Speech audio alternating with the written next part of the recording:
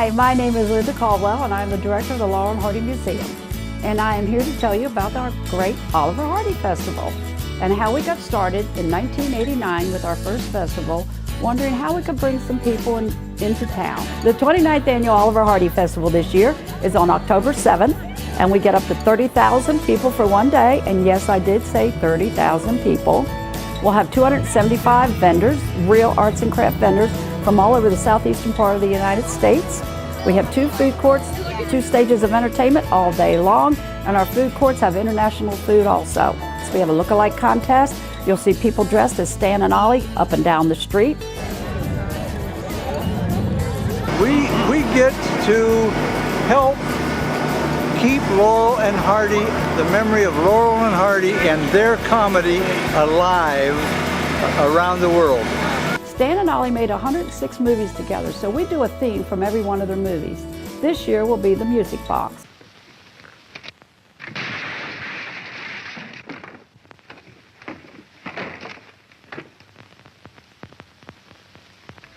We'll start with a parade, but our parade this year is only community-based because we're building a new elementary school where we normally park cars. But when we send you up to where you can park, we have golf carts that shuttle you down to the main street. Welcome to Harlem, Georgia. This is my hometown. You're in the museum. Enjoy yourself. Gotta go get a sweet tea.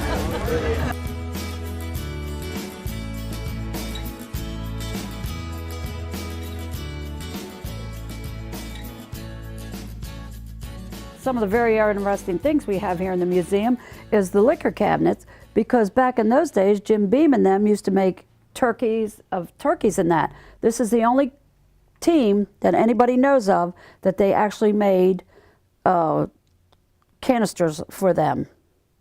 And they were all filled with liquor at one time. Now, the other real thing we have is a certified copy of Stan Laurel's birth certificate from the Ulverston Council that sent it to us last year, our sister city.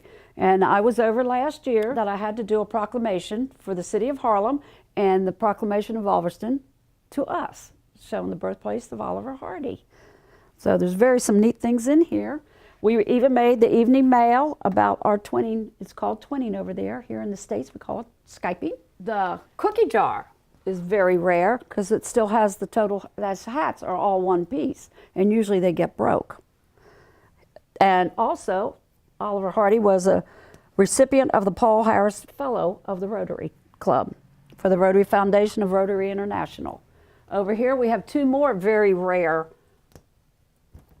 cookie jars where they lift off in half. So everything is donated from around the world, the United States. They made 106 movies together, and each one of their movies has a fan club all over the United States and the world. We have them from Italy, Ireland, Scotland, England, Germany.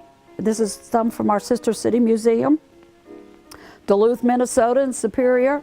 We also have original Stan Laurel check that is on loan to us from the Hearst family of Fort Myers, Florida, with a picture of that.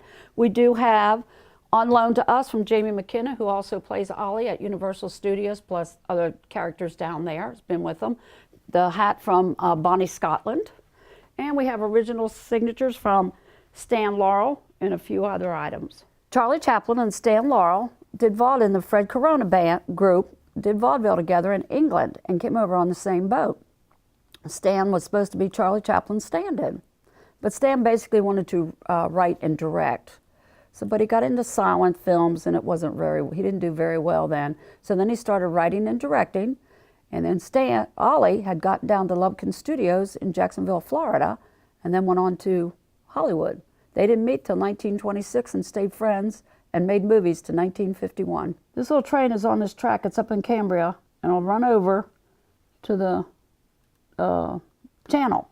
Well, during World War II, and I think this is why Stan and Ollie are still so very popular over there, because right after the war, the end of 46, beginning of 47, they went over there to help England bring some comedy relief to England while they were rebuilding and everything.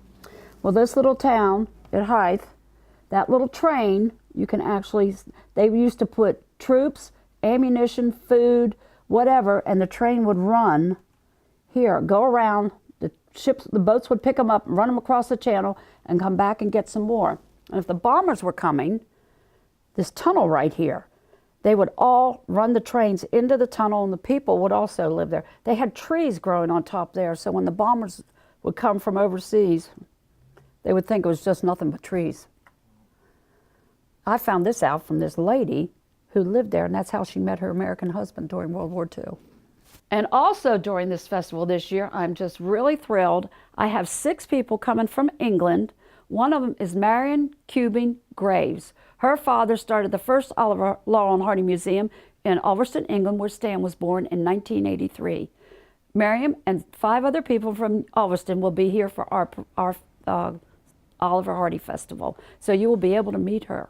Well, shortly after you're born, Stanley, a similar event is taking place in the town of Harlem, Georgia, USA.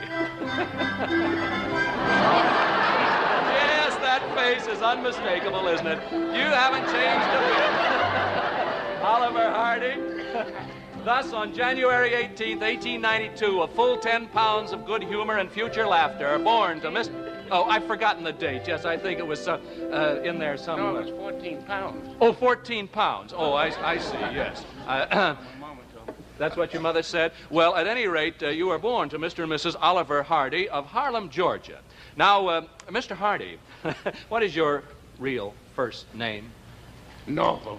I didn't get it. Norval, N-O-R-V-E-L-L. Norville, yes, sir. You are the youngest of 5 children. After your father's death, you adopt his first name. Harlem is the first town in Columbia County that had the first movie theater, the first post office, the first library down here before we got our brand new one, the first theater, the first telephone exchange, first public school, train depot, and the first hotel in 1865.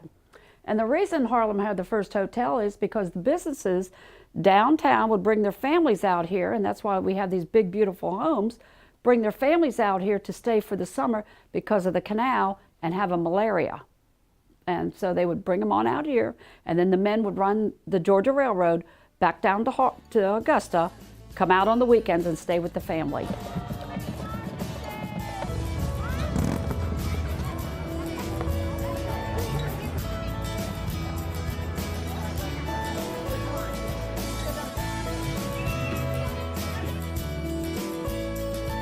We'll meet people from all over the world and the United States. So come on down and have a great time.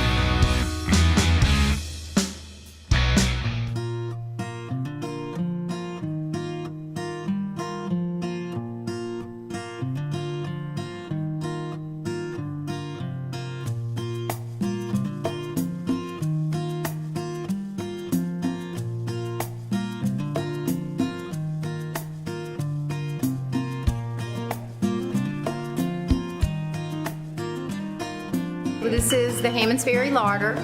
We are the sister cafe to Manuel's Bread Cafe here in Hammond's Ferry. We've been open in about 1.5 years now. We serve lunch, dinner, cocktails. We have live music on Wednesday nights. Our specials vary. They typically are tapas specials at night. We have, like for instance, last night we had a lemon herbed goat cheese stuffed Roma tomato. We'll feature smoked salmon at the moment as well. We had smoked salmon kebabs. So whatever's in season for the garden or whatever's in season for our vendors will land on the specials menu. It's a nice casual menu. It's you've got a mix of bar foods. You also have some great different sandwiches and special sliders. My favorite is the chicken goat cheese sliders. We have flatbreads and egg rolls, and we also have tuna nachos, which is another favorite of mine. We offer a craft drink special menu. Our bartender, Anthony, he's done a lot of research into different recipes, and he's come up with a great craft menu for cocktails. We also have draft beer. We have a good variety of retail items. They range from specialty salts, vinegars, jams, mustards. Those will change seasonally as well. There's also some cocktail starters like Bloody Mary mixes and rim salts for your rims, your glasses. So those are also changed seasonally as well. We also feature local artists on our walls this month. We're just now getting ready to debut Jill Stafford. She's a local artist that lives here in the neighborhood. She uses the proceeds from her artwork to do missionary work. And she's got some great art on the work that'll be featured here through the end of the year. We change artists every 4 months. We are open Tuesday through Saturday from 11 till 11 p.m. and 8 a.m. on Saturday.